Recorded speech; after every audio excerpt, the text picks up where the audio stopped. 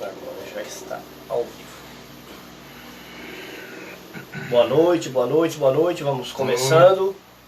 Quem for entrando aí vai observando.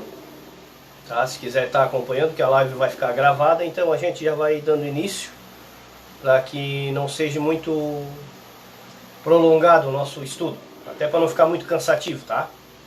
A gente hoje vai falar um pouquinho, como a gente tem falado sobre lei e graça, a gente vai falar um pouquinho sobre como que se trabalha na Igreja da Graça, como é que se... Eu não gosto de usar muito esse termo liderança, porque não existe na Igreja da Graça liderança, mas guias, como é que agem os guias na Igreja da Graça? Vocês sabem que dentro do nosso entendimento não existe a função, o cargo de pastor, existe o dom, né? É bem diferente de tu ter um cargo, onde ali tu é remunerado e tudo mais, aquilo que a gente tem visto no decorrer de todos esses anos, né? Então a gente quer mostrar para vocês como que a igreja precisa proceder, como que os apóstolos ensinaram a igreja a proceder. Nós somos seguidores do apóstolo Paulo, nós cremos que a Igreja da Graça foi dada a Paulo, mas essas palavras, esses assuntos sobre como trabalhar na igreja, como guiar a igreja, como ser uma pessoa que está ali para poder guiar os discípulos, como é que a gente tem que agir, tá? Então, o nosso texto base vai ser 1 João, no capítulo 4, tá? 1 João, no capítulo 4. Só um pouquinho. Nesse caso, vamos usar também os outros apóstolos para validar o ministério de Paulo. Isso mesmo. Isto mesmo. Então, em 1 João, capítulo 4, vocês vão ver o apóstolo João dizendo assim, ó: Amados, não deis crédito a qualquer espírito. Vocês podem ver que espírito ali está em letra minúscula, tá? Antes, porém, avaliai com cuidado se os espíritos procedem de Deus, porquanto muitos falsos profetas têm saído pelo mundo. Aqui o apóstolo João está falando de falsos profetas dos dias de hoje ou daquela época, né? Ele está falando daquela época, não dos dias de hoje. Já para vocês verem que já naquela época muitos falsos profetas tinham saído pelo mundo. Então ele diz assim, ó, o versículo 2: Deste modo, podeis reconhecer o Espírito de Deus. Todo espírito que confessa que Jesus Cristo veio em carne é de Deus. Mas todo espírito que não confessa Jesus não provém de Deus. Ao contrário, este é o espírito do anticristo, a respeito do qual tendes ouvido que havia de vir, e presentemente já está no mundo. Então, ensinamentos aqui, tá? Vamos partir, né, do que o texto está dizendo. Né? Vamos partir dos princípios que o texto está dizendo. Para quem entrou agora, 1 João capítulo 4, a partir do versículo 1, tá? Então o apóstolo João aqui, ele está ensinando que a igreja precisa, o que ele diz? Ó, agora entrou mais pessoas. Amados, não deis crédito a qualquer espírito. Antes, porém, avaliai com cuidado se os espíritos procedem de Deus. Então é um pedido que ele está fazendo, tá? Avaliar se os espíritos procedem de Deus. Tem que ser assim. Tem que ter a igreja precisa trabalhar dessa forma. Ela precisa ser um vigia da palavra. É por isso que a igreja, ela, nos moldes de Constantino, ela perdeu um pouco da razão, perdeu um pouco do equilíbrio. Por quê? Porque nos moldes de Constantino para cá, a igreja deixou de ser igreja. No sentido de observar na palavra aquilo que está sendo falado. Entendeu? Precisa ser olhado na palavra aquilo que está sendo falado. Precisa ser julgado aquilo que está sendo falado. Precisa ser ouvido, passado por um filtro. E provar as pessoas que estão falando se realmente elas têm base naquilo que elas estão falando ou não. Então aqui João está falando bem claro, 1 João 4. avaliai os espíritos se eles procedem de Deus. Espírito não é uma coisa tipo um demônio, ou Não. um anjo, é o próprio sentimento da pessoa, se ela está sendo sincera ou não. Você avalia o espírito da pessoa, a sinceridade dela, e se está em linha com o Evangelho, independente de como ela coloca, então está em linha com o Evangelho, ponto final. Mas essa questão, o espírito da pessoa, porque ele fala aí, ó, amados, não deis créditos a qualquer espírito. Em seguida ele diz quem é o espírito. Ele fala que é os falsos profetas. Ele também dá uma analisada nos falsos profetas. Então são pessoas com mau espírito, não uma entidade nele, mas um desejo maldoso, uma artimanha, querendo desviar. Pode seguir. Boa noite, Márcio. Então assim, ó, aí no versículo 2 ele vai dizer, deste modo, podeis reconhecer o Espírito de Deus. Todo espírito que confessa que Jesus Cristo veio em carne é de Deus. Mas todo espírito que não confessa Jesus não provém de Deus. Ao contrário, este é o espírito do anticristo, a respeito do qual tendes ouvido que havia de vir, e presentemente já está no mundo. Então aqui, ó, olha só o ensinamento que já tem aqui no versículo 2. Deste modo podeis reconhecer o espírito que procede de Deus. Todo espírito que confessa que vem em carne. Aqui ele está falando de quando? Daquela época. O judeu naquela época, para te saber se ele realmente estava sendo sincero naquilo que ele falava e se realmente ele era um cristão, um judeu convertido a Cristo, o que que acontecia? Era só tu perguntar para ele, tu crê realmente que Cristo veio em carne, morreu e ressuscitou? O judeu que estava ali só para enganar, ele não conseguia falar isso.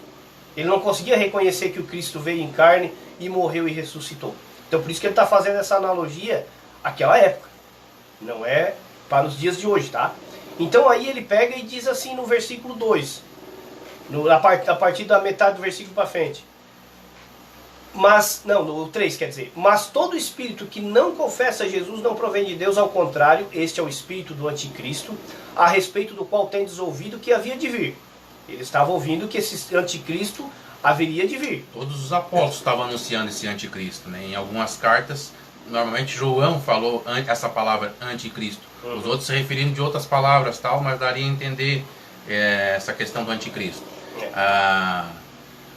Nessa época ali de João, tinha uma seita, por exemplo, isso aí é historicidade, tá? Uma seita, no meio deles, dizia que Jesus tinha vindo, que era Jesus realmente, só que quando ele ressuscitou, ele não ressuscitou daquela forma corpórea, ele ressuscitou um espírito, e as pessoas viam um espírito. Então eles estavam negando de qualquer forma a obra completa da ressurreição. De certa forma tiravam a esperança das pessoas de ressuscitar. Então era uma pregação de Jesus, mas na verdade contra Jesus. Era muito maquiado. Era o que João estava enfrentando nesse momento que ele está escrevendo esse texto, dos anticristos. Sim. Aí ele vai dizer aqui, ó, o versículo 3, a parte final dele, e presentemente já está no mundo. Então ele já fala que o anticristo naquela época, 2000 anos atrás, né, já estava no mundo. Ele já contaminado. Então o anticristo era o que? Era um demônio, como as pessoas gostam de pregar? Era um dragão, um bicho, alguma coisa assim? Não. Anticristo era todo aquele que era contrário à doutrina de Cristo. Todo esse que é contrário à doutrina de Cristo, ele é um anticristo. Né? Muitos gostam de fazer aquele negócio, como é que a gente diz? Sensacionalismo? Um sensacionalismo, fazer um pavor em cima do negócio do anticristo, que é um bicho que vai vir não sei o que, 7 cabeças. Não é nada disso. O anticristo é todo aquele que se opõe ao ensinamento do Cristo. O versículo 4 ele diz assim, ó, filhinhos, vós sois de Deus e tendes vencido os falsos profetas, porque maior é aquele que está em vós do que o que está no mundo. Eles são mundanos, por isso falam como pertencente ao mundo. E o mundo os compreende. Nós somos de Deus, quem conhece a Deus nos ouve. Quem não é de Deus não nos entende. É assim que reconhecemos o espírito da verdade e o espírito do erro. O amor de Deus nos move. Então o apóstolo João aqui está fazendo uma explanação bem clara sobre quem é quem.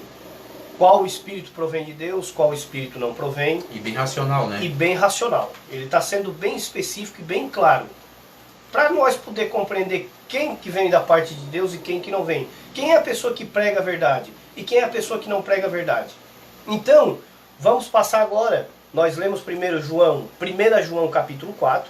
Agora nós vamos para 1 Pedro, capítulo 5. Os dois apóstolos dando base para a igreja dos gentios de como se procede os guias, aqueles que estão à frente. Eu uso a King James, tá? A Bíblia King James. 1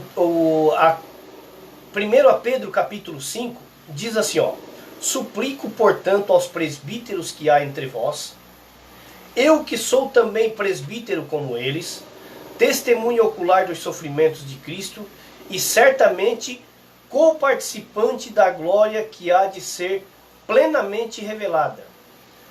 Pastoreai o rebanho de Deus que está sob vosso cuidado, não por constrangimento, mas voluntariamente, como Deus quer, nem por sórdida ganância, mas de boa vontade, nem como ditadores daqueles que vos foram confiados antes, tornando-vos exemplos do rebanho. Ora, assim que o Supremo Pastor se manifestar, recebereis a imperecível coroa da glória, conselhos, votos e bênção final. Então, o apóstolo Pedro aqui, ele está sendo bem específico como na igreja vai proceder desta forma. Por quê?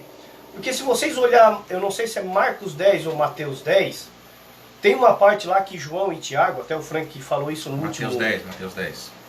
O Frank falou isso na última live. Ele falou assim, ó: João e Tiago chegam e a mãe deles vai até Jesus e quer sentar do lado deles. Pede para os filhos dela sentar um na direita e um na esquerda.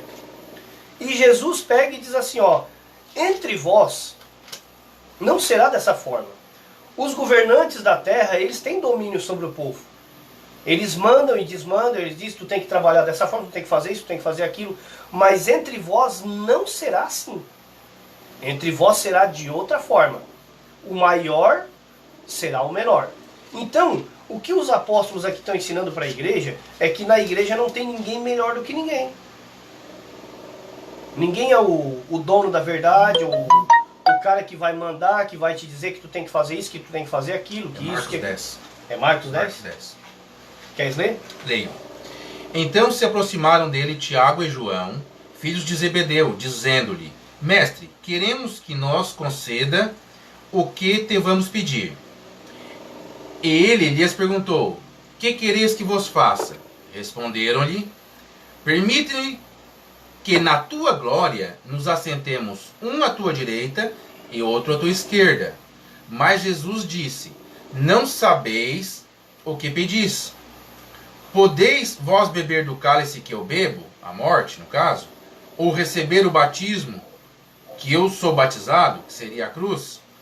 Disseram: podemos. Tornou-lhe Jesus, bebereis o cálice, futuramente no caso, né? Tiago foi o primeiro, né? Bebereis o cálice que eu bebo, e recebereis o batismo com que eu sou batizado. Quanto, porém, ao assentar-se à minha direita ou à minha esquerda, não me compete concedê-lo, porque é para aqueles a quem está preparado. Ouvindo isto, indignaram-se os 10 contra Tiago e João. Mas Jesus, chamando-os para junto de si, então foi Jesus chamando, disse-lhes: sabeis que os que são considerados governadores dos povos têm-nos sobre seu domínio. Eles nos têm sobre o domínio deles. E sobre eles, os seus maiorais exercem autoridade. Então, o governador ainda tem mais uma hierarquia acima, e conforme vai tendo a hierarquia, alguém obedece ao outro. Mas entre vós não é assim. Pelo contrário, quem quiser tornar-se grande entre vós será o que vos sirva. E quem quiser ser o primeiro entre vós, será o servo de todos. Pois o próprio Filho do Homem não veio para ser servido, mas para servir e dar sua vida em resgate de muitos. Amém. Então, essa questão, ela é uma questão muito, como é que eu vou dizer para vocês assim, ela é muito delicada. Porque quando tu fala de como manejar isso, de como trabalhar isso, tem que ser com muito cuidado. Por quê? Porque tem pessoa séria e tem a pessoa que não é séria. 1 João capítulo 4, João fala sobre isso. Olhai os espíritos, testai os espíritos, para ver qual é aquele que procede de Deus. Porque nem todo o espírito procede de Deus, nem toda pessoa vem de Deus. Tem pessoas, irmãos, infelizmente isso é verdade e acontece já desde da época dos apóstolos, tem pessoas que são más. Tem pessoas que realmente não são pessoas do bem. Tem pessoas que realmente querem trazer as pessoas para si. Eles gostam da glória humana. Então muitas vezes eles passam o ridículo de burlar a palavra de Deus para trazer os discípulos para si, né? Como que tu vai achar? A gente vai dar aqui os dizeres para vocês de como saber quando a pessoa é de Cristo e quando a pessoa não é de Cristo. O intuito do nosso estudo hoje é isso. É você aprender a analisar quem realmente é uma pessoa que tu pode dizer assim, não, esse meu pastor ou meu líder, ele é um cara de Deus. E quando tu pode dizer, ou ficar olhando e dizer assim, não, tem coisa errada. A gente não está aqui para condenar ninguém, para dizer que fulano de tal não presta ou não. Não, é a palavra quem diz quem está certo, quem está errado e quem é de Deus e quem não é. Então 1 Pedro 5, o apóstolo Pedro diz assim, ó, suplico portanto aos presbíteros que há entre vós, eu que sou também presbítero com eles, testemunho ocular do sofrimento de Cristo, e certamente co-participante da glória que há de ser plenamente revelada, pastoreai o rebanho de Deus que está sob o vosso cuidado. Então, se vocês pegar ali, quando Paulo ou alguns apóstolos pediam para alguns irmãos levantar presbíteros em determinadas igrejas, em localidades, era para levantar presbíteros. Era no plural, não era no singular, não existia uma pessoa específica. Por que presbíteros? Porque é bem simples de tu fazer a matemática e compreender. Quando o poder da influência fica só sob o controle de uma pessoa, não é muito mais fácil essa pessoa se perder? Porque a Bíblia diz que o coração do homem é enganoso. Então quando tu tem 3, 4, 5 pessoas que têm o dom da palavra, e essas pessoas conseguem sentar, tu vai trazer uma palavra, e esses outros 5, 6 ficam ali analisando aquilo que tu está falando, pessoas que realmente botam em primeiro lugar a doutrina do que outras coisas, vamos dizer assim. Tem que ser pessoas que zelam pela doutrina. Essas pessoas vão ficar ali, vão ficar analisando. O que o irmão falou tem fundamento, o que o irmão falou não tem fundamento. Dessa maneira a igreja vai crescer sadia.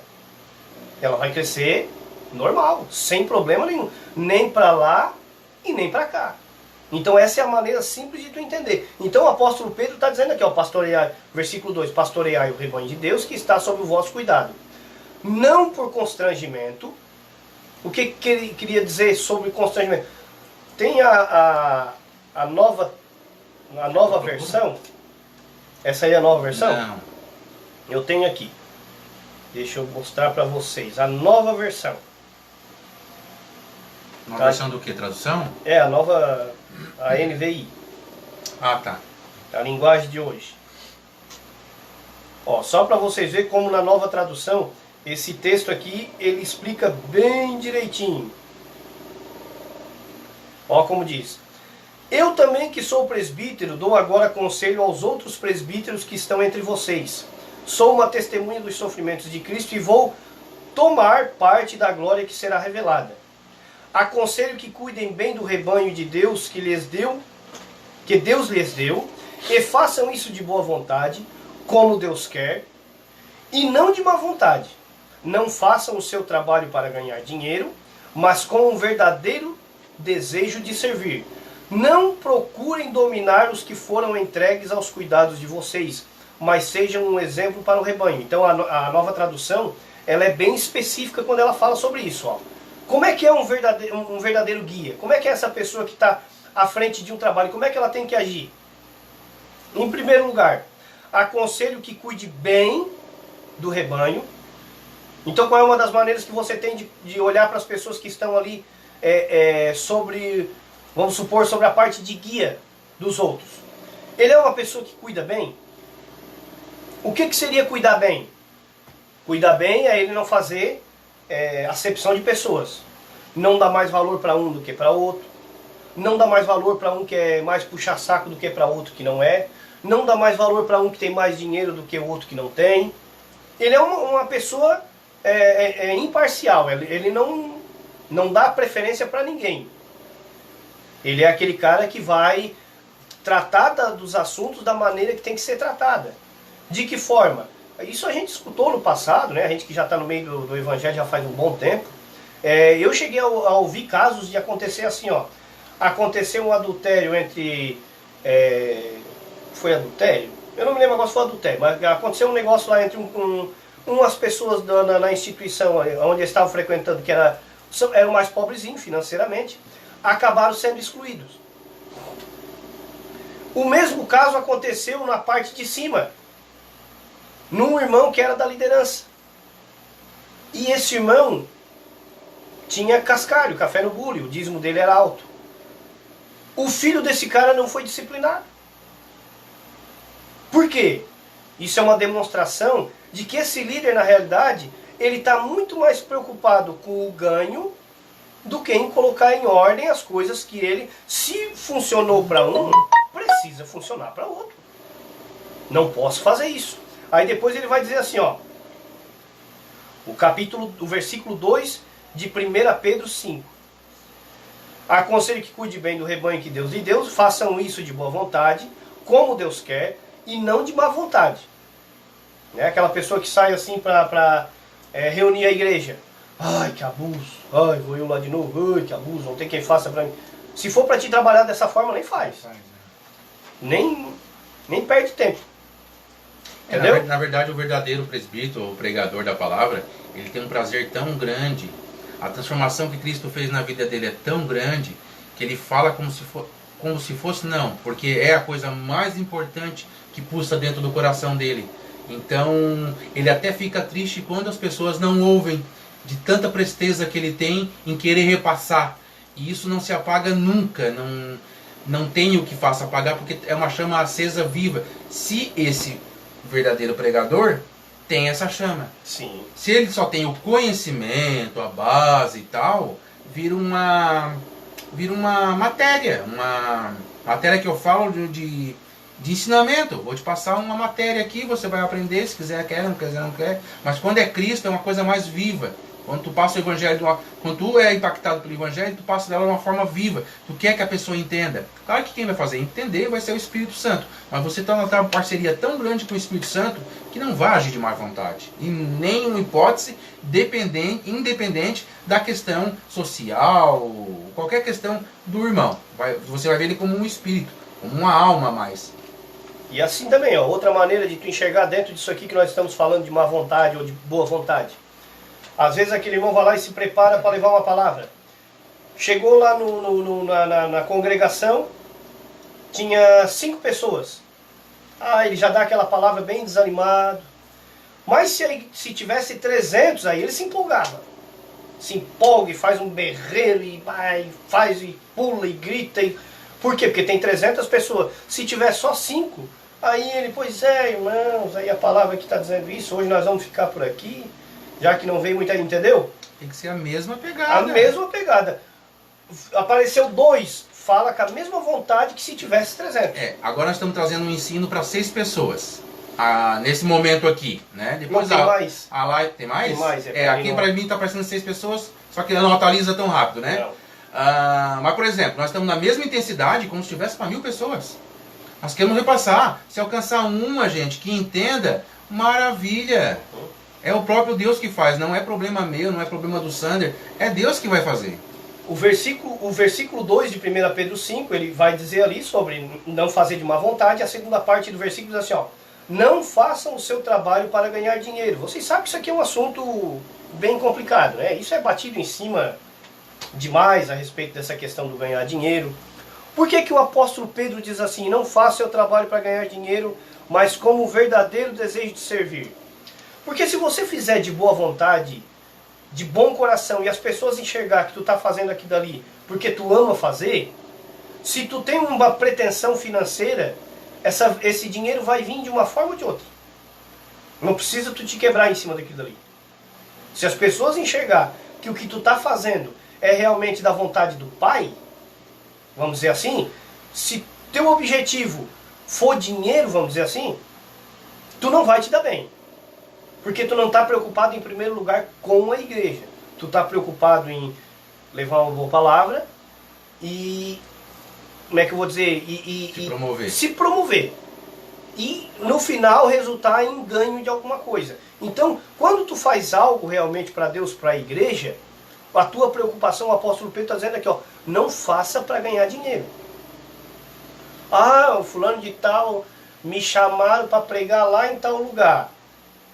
Se tu não tem condição de ir, não vai.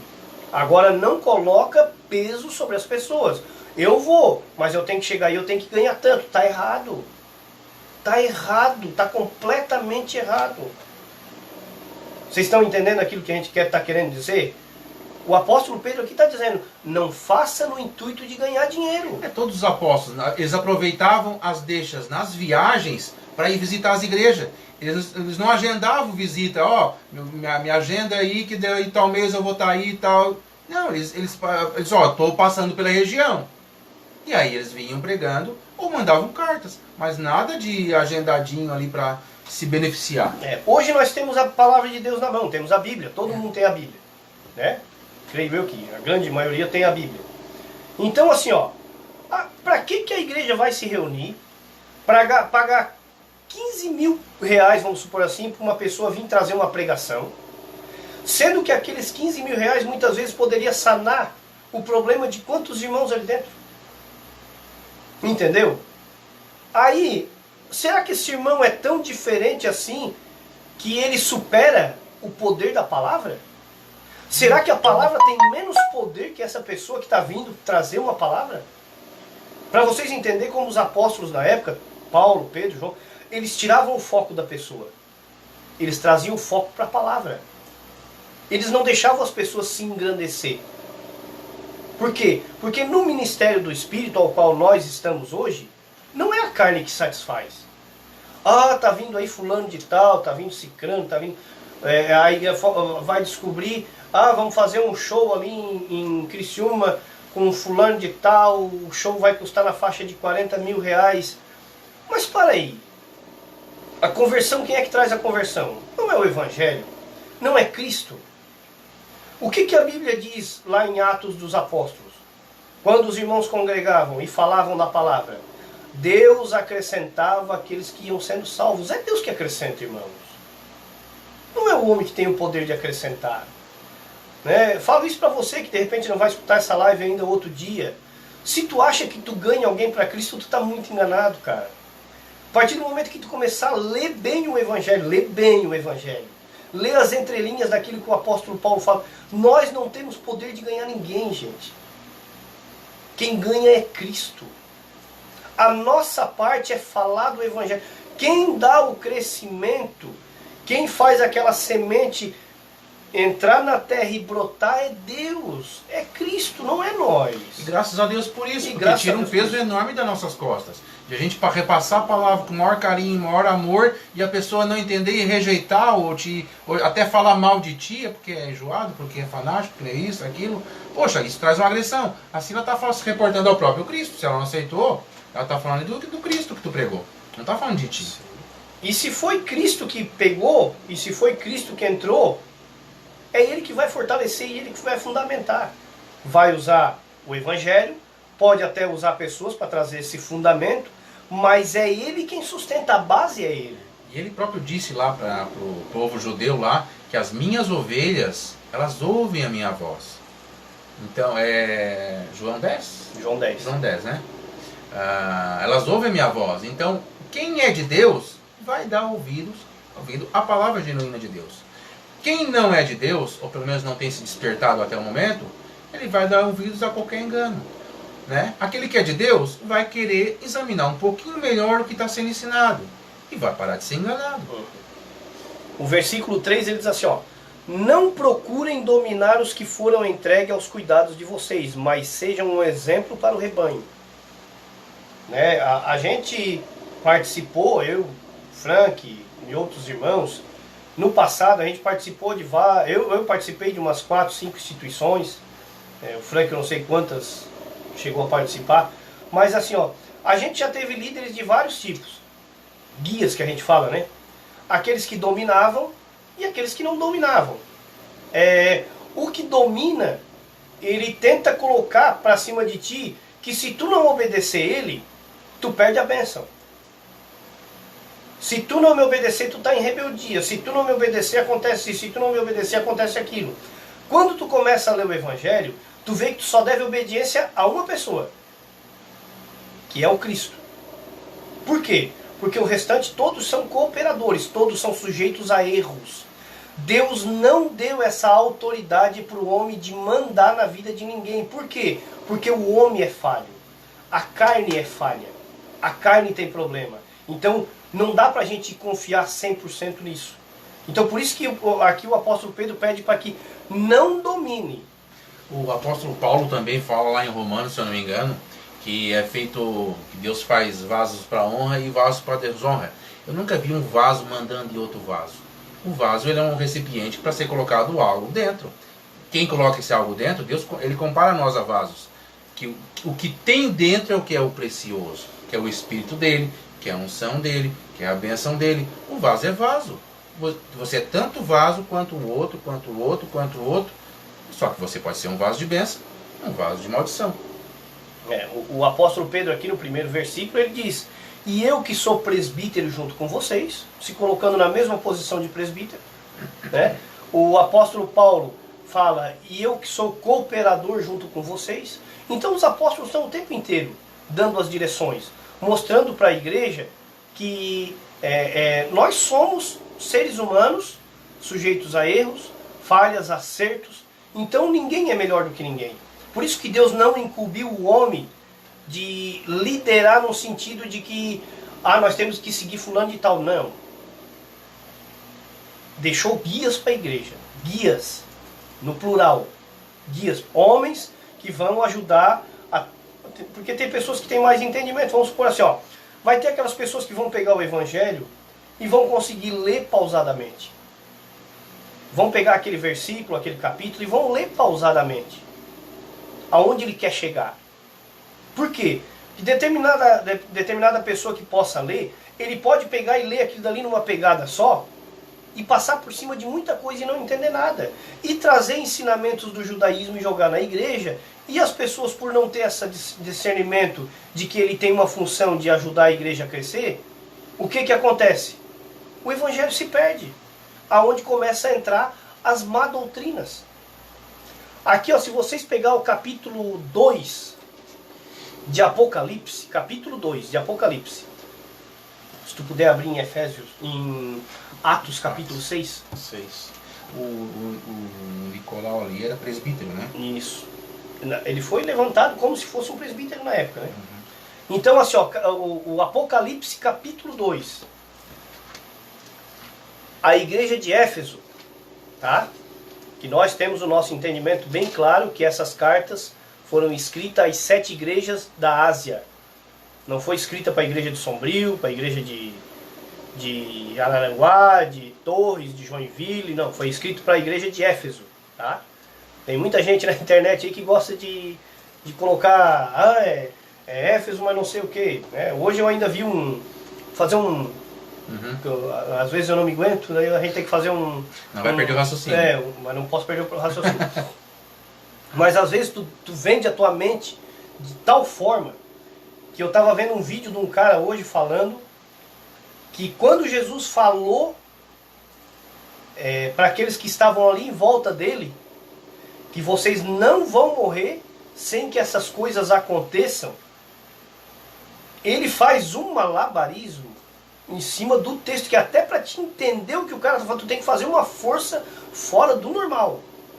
Então é isso aqui que os apóstolos estão ensinando. Quando tu é igreja, lê, pega o texto, lê. Não seja influenciado pelos outros. Aí vem um cara, faz todo um remanejamento que eu tenho que fazer assim, que eu tenho... Não, lê o texto. Lê o texto, o que Jesus está falando.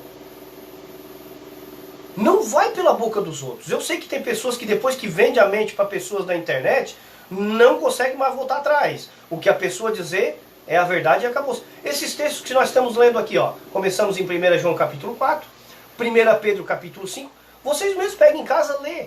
E veja o que a gente está falando aqui, se está fugindo daquilo que a gente está falando. Mas a gente está falando pausadamente. Tá? Então, Apocalipse capítulo 2.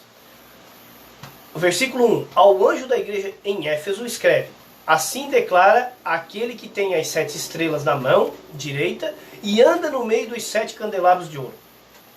Conheço as tuas obras, tanto o teu trabalho árduo como a tua perseverança, e que não podes tolerar pessoas más, e que puseste à prova aqueles que a si mesmos se declaram apóstolos, mas não são.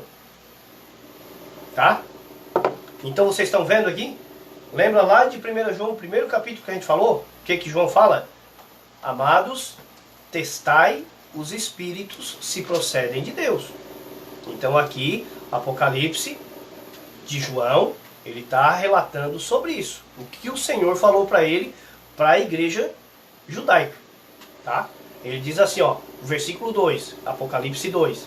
Conheça as tuas obras, tanto o teu trabalho árduo como a tua perseverança, e que não podes tolerar pessoas más, e que puseste à prova aqueles que a si mesmos se declaram apóstolos, mas não são.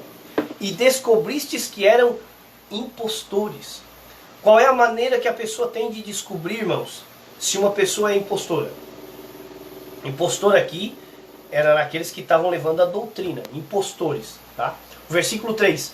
Tens perseverado e suportado sofrimentos de toda espécie por causa do meu nome, e não te deixaste desfalecer. Entretanto, tenho contra ti... Então vamos direto para o versículo... Deixa eu ver aqui...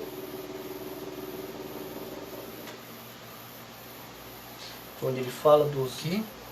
Ah, tá. Não, então pode seguir. Pode seguir? Recorda-te, pois, versículo 5. Recorda-te, pois, de onde caíste, arrepende-te e volta à prática das primeiras obras, porquanto, se não te arrependeres, em breve virei contra ti e tirarei o teu candelabro do seu lugar.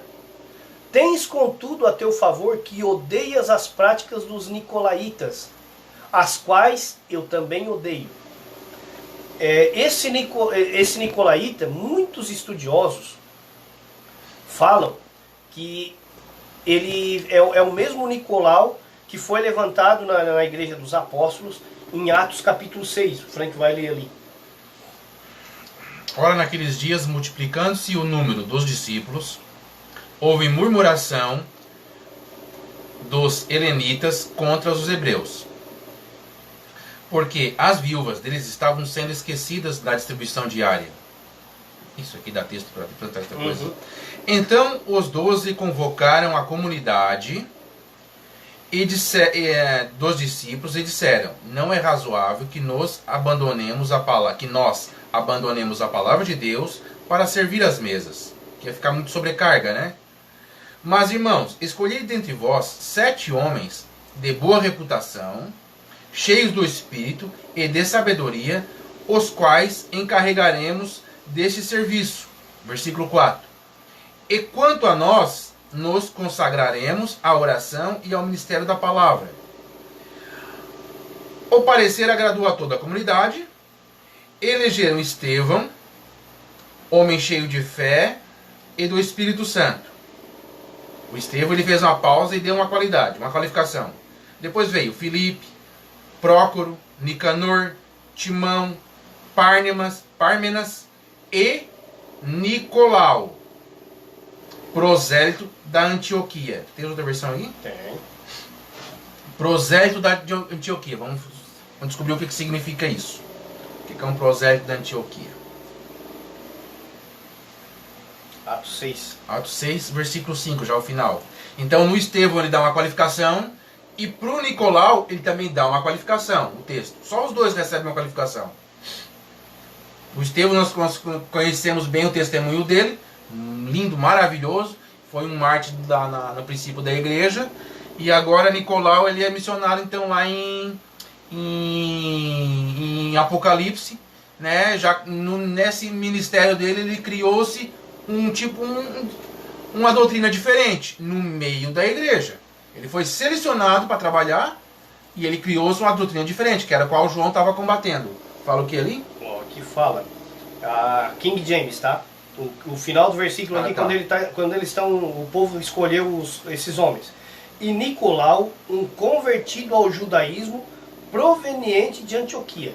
Quando é um gentil que se converte, ele não era judeu autêntico, de nacionalidade.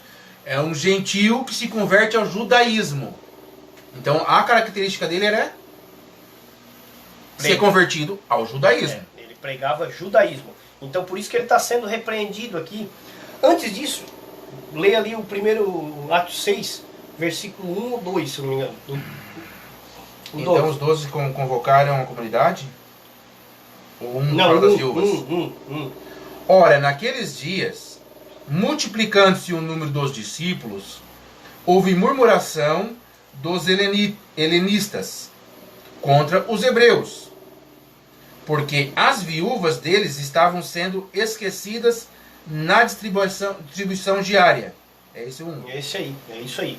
Então, para você ver, qual é a função da igreja? A função da igreja é justamente o que está falando ali em Atos 6, versículo 1. Atendeu o necessitado. Atendeu o necessitado e começou a haver murmuração. Quando houve a murmuração, o que os apóstolos fizeram? Eles excluíram as pessoas da igreja? Eles pegaram as pessoas e disseram assim, não, vamos para lá porque só estão aqui para incomodar. Não. Quando houve a murmuração, os apóstolos chegaram neles e disseram assim, vocês levantem entre vocês homens de boa índole, boa fé, que vocês têm como referência, porque esses homens vão ajudar nós. Porque nós, os 12, precisamos nos atentar ao ensino da palavra. Então escolham pessoas que nos ajudem. Por quê? Normalmente quando acontece isso no âmbito da igreja, as pessoas dizem, Deus precisa fazer uma limpeza na igreja. Isso. Não é limpeza, tem que arrumar o que está desarrumado. Isso. É que fica muito fácil, né? Fica bem fácil. A pessoa deu qualquer tipo de problema, exclui. Trata? Eu já passei por essa situação de líderes que quando tu começa a questionar, eles já começam a entrar em oração para ver se Deus tira, para não se incomodar. Por quê? Porque eles não querem ser contrariado em nada. Isso está completamente errado. Eles encaram como um espírito de rebeldia, né? Rebeldia. E na verdade é um espírito de companheirismo, porque você chega ao entendimento. Eu não consigo chegar ao entendimento de tudo sozinho. A Bíblia diz que em parte sabemos e em parte profetizamos. Eu vou saber uma parte, o irmão outra, porque Deus revela um pouco a cada um, porque Deus não divide glória. Se o entendimento estivesse só em mim, por exemplo, a glória vinha para mim. Deus deu a sabedoria total para ele. Não, em parte sabemos, em partes profetizamos. Eu preciso dessas partes. E quando a gente se levanta como uma dessas partes para tentar somar ao ministério local, as pessoas podem encarar isso como rebeldia. Mas nem se dão o trabalho de dizer, não, eu vou dar uma conferida, bem certinho, vou orar e tal. Depois a gente pode voltar a conversar sobre esse assunto. Mas não, não. Não se levantou com espírito de rebeldia, nós vamos repreender isso. Você está saindo fora da doutrina da convenção, que não é da igreja, porque da igreja está aqui, né? E, infelizmente, perde-se e dá um tiro no próprio pé. Uhum. Certa vez eu conheci uma pessoa que ele participou das finanças de um determinado local, e quando eles foram fazer como é que eu vou dizer para vocês ali, no final do mês ali, fazer o balanço, né, o levantamento, o líder daquele determinado local trouxe várias notas que não eram notas fiscais, notas manuais, normal. E essa pessoa pegou e disse assim, não, mas não precisa ser nota fiscal para nós dar entrada, fazer a coisa certinha. Alguns dos irmãos pegaram, chamaram ele de canto e disse, irmão, né, não toca nisso aí, ele é o pastor, ele é o líder, não sei o que, isso, aquilo. fica quieto, ou tu aceita ou tu sai fora. É assim que se lidar com a igreja? Não. Não lidar com a igreja dessa forma. Com a igreja as coisas têm que ser claras.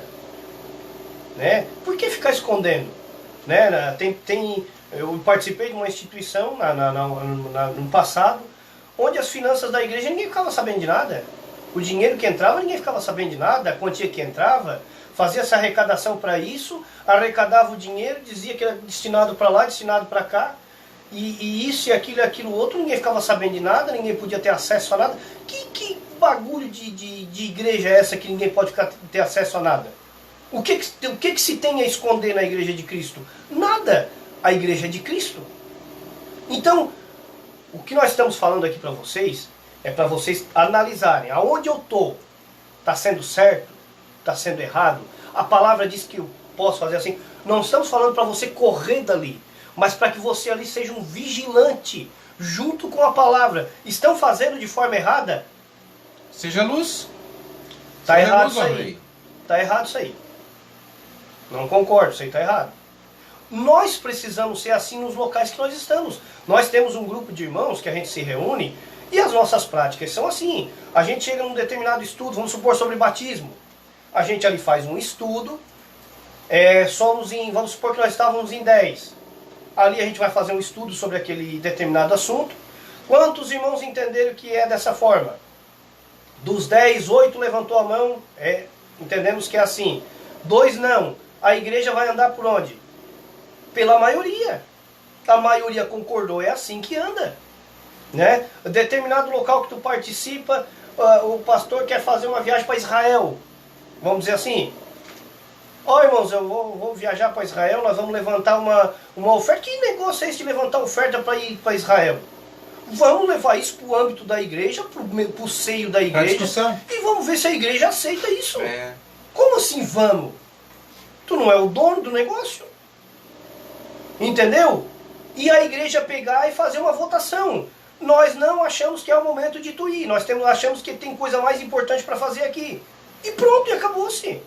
Isso é uma igreja. Agora, aquilo que chega lá e eu quero ir para Israel e ponto final está acabado e vocês têm que me ajudar, isso não é igreja, irmãos.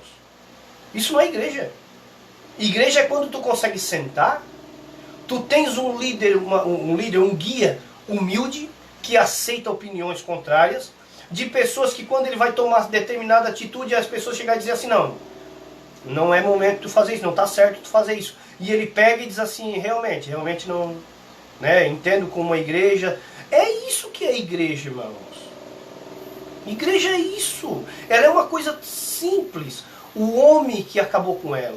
Isso é tão bom e tão saudável para o âmbito da igreja, que quando a gente quer deixar o nosso ego querer prevalecer sobre os demais irmãos, tu com essa liberdade na igreja, você bota o seu ego de volta no lugar onde ele tinha que ficar, que era em igualdade. Né? Conforme a gente vai baixando a guarda e deixando um se levantar, esse ali vai levantando o ego. O ego traz danos. Gente, tem gente que tudo que a gente fala aqui não é generalizando, não é tudo, não é todos os líderes, não é todas as igrejas, mas você tem a competência de analisar. Tem gente que é mais ferido pela igreja do que pelo diabo. Pergunta para ela. Com certeza. Com certeza. Sai mais ferido, não quer mais nem saber. Hoje, o número de cristãos que tem no Brasil, congregando, é inferior ao que tem desviados, como é a palavra que se usa. O desviado é milhares. Foi o diabo. Será que não foi a igreja? A igreja gosta de condenar, né? Ela gosta de julgar. Então, a igreja cultural, não a igreja bíblica. Não, a igreja bíblica trata. Ela cura, ela sara, ela dá assistência. Então, como nós estamos falando, o verdadeiro líder, o verdadeiro guia, aquele que o apóstolo Pedro está dizendo em 1 Pedro capítulo 5, ele trabalha desta forma. Ele nunca vai colocar peso sobre a igreja. Ele vai ser uma fonte de alívio, não uma fonte de peso. Ele não vai em momento nenhum chegar e dizer assim, vamos supor, eu estou cuidando ali de um local, sou um guia de um local com 200 pessoas. Eu determino que o meu salário vai ser 5.000. Vai para lá, galo. Vai procurar um serviço.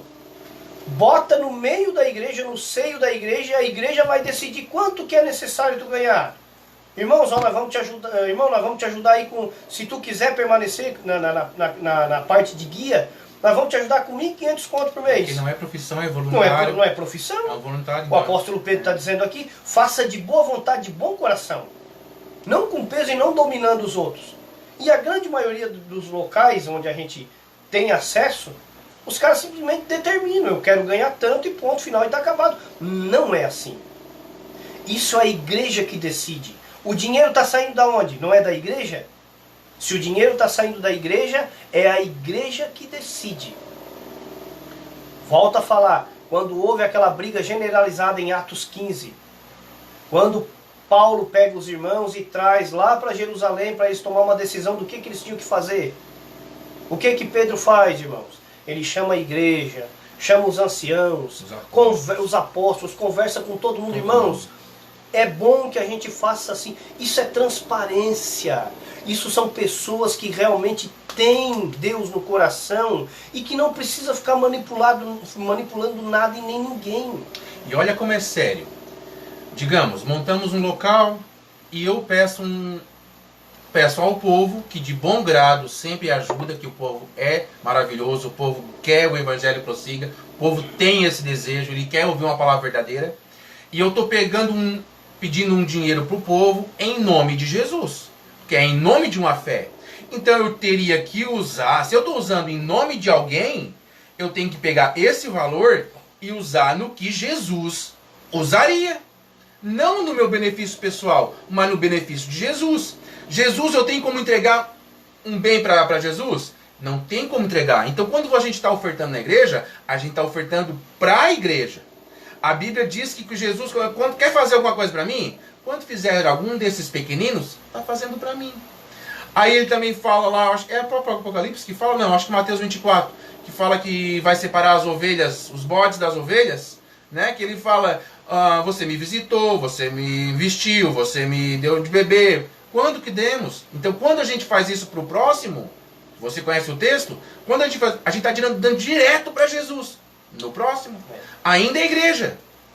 Não tem como dar algo para Jesus. Então o que é coletado é em favor da igreja. E vai se ponderando quem necessita mais, o que precisa mais. Tem que ser dessa forma, senão vira negócio, vira comércio. E Jesus avisou, farão de vós comércio. Ele falou, tanto o povo daquela época, como em todas as épocas. Sempre fizeram comércio. Isso, bem assim mesmo. Eu vou ler depois Ezequiel 34 para a gente. Aí o que acontece? Se vocês pegar e analisar essas coisas que a gente está falando, vocês vão ver como que procede uma pessoa que está à frente. Tá?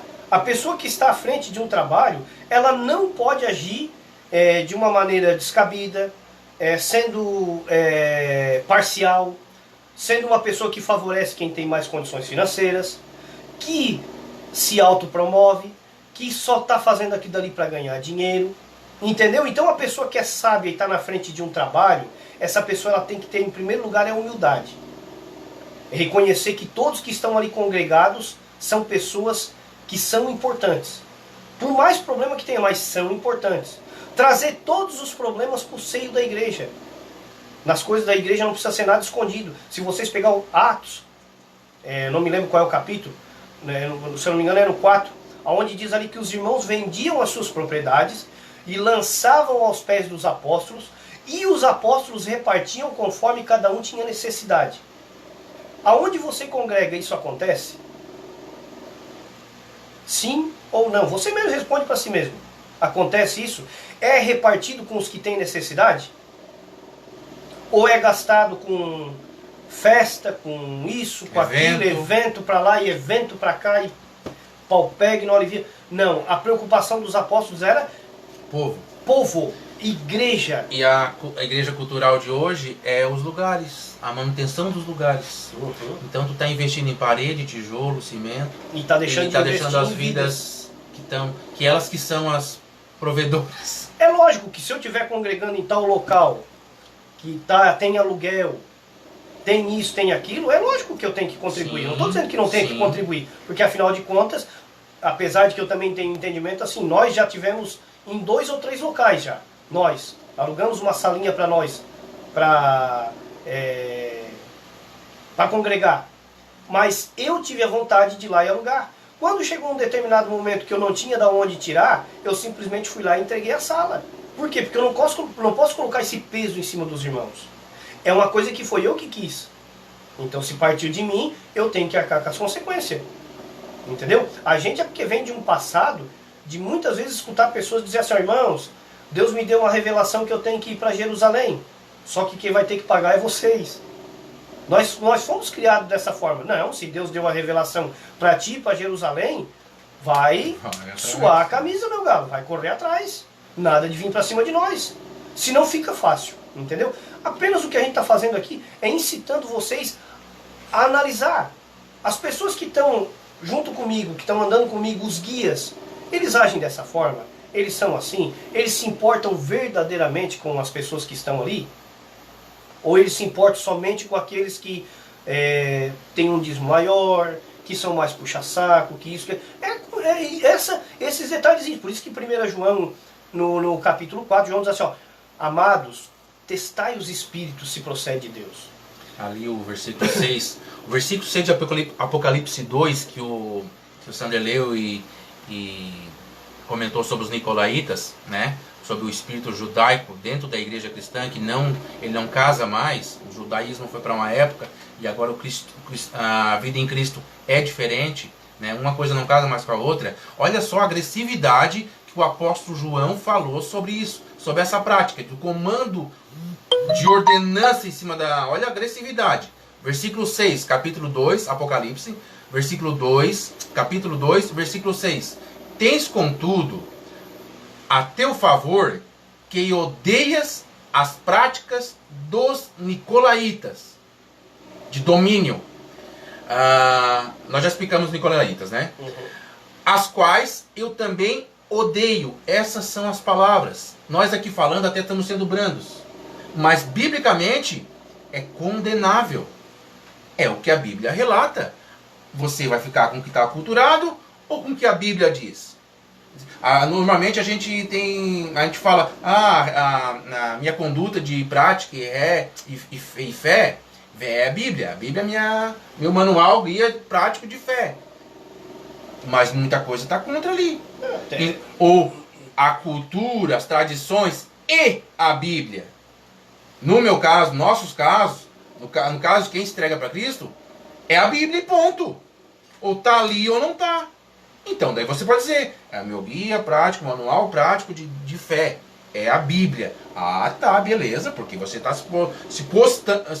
tendo uma postura de quem está vivendo realmente isso. Tanto que tem pessoas que muitas vezes são assim, ó, dizem que tem a Bíblia como uma regra de fé, mas na realidade muitas vezes está participando de uma reunião onde está se falando uma baita de uma heresia e não tem a capacidade de se manifestar ou de dizer, não, eu não concordei com isso. Mas diz que tem a Bíblia como uma regra de fé. E o triste disso tudo é que você volta para casa, na sua mesa você fala da igreja, porque eu não concordei com isso, lá você não falou. E ali os teus filhos estão vendo. Quando é que os teus filhos vão querer participar de um... É a mesma coisa se você fosse comprar no mercado e dizer, não, mas aquele mercado é ruim de comprar, mas eu não gosto, porque o preço é alto. E você vai lá comprar no mercado. E tá lá, e dentro do mercado. O teu filho vai quando comprar nesse mercado? É nunca. Aí às vezes você vai estar desviando o teu próprio filho de um caminho. Então escolhe um caminho bom e na hora você não vai ter o que falar, você vai ter o que elogiar, o que bem dizer. E o teu filho vai seguir os teus caminhos. E o que está acontecendo? Crentes com filhos rebeldes que não querem saber de Deus, por quê? Os pais falam mal do próprio âmbito, porque o âmbito não gera a saudável comunhão da igreja. Ele gera uma condução de um rebanho, como se você fosse parte de um gado, né? E Deus não trata a gente como gado, Ele trata como filhos, gente. É pai e filho. E Ele é o pai, e nós somos filhos. Amém, gente? O Jefferson, meu irmão, fez uma pergunta assim, ó. Se caso eu quiser comprar alguma coisa, eu posso? Pode. Fica à vontade. Pode comprar tudo que tu quiser. Então, essa live de hoje foi sobre isso. 1 João 4, 1 Pedro 5, Apocalipse 2, Atos 6 e Marcos 10. A gente deu uma passeada por dentro desses ensinos. Nem entramos em Paulo. Nem entramos em Paulo. Mostrando para os irmãos, tentando ajudar os irmãos a entender o que é um verdadeiro guia. Tá? Quem são os verdadeiros guias? Como que você pode analisar um verdadeiro guia? Entendeu? Então você que está aí, ajude o seu guia. Não pense que muitas vezes você, se colocando contra algum tipo de pregação ou coisa assim, você vai ser uma pessoa que vai ser uma maldição. Não. Você pode estar ajudando a não entrar má doutrina dentro do local que você congrega. E é dever. Claro que é. O dever da igreja é ajudar a manter a doutrina sadia. Tá? Muito obrigado. Amém. Paz a todos. Paz a todos. E na semana que vem, se nós ainda continuarmos confinados, a gente volta com mais uma live. Tá? Valeu, gente.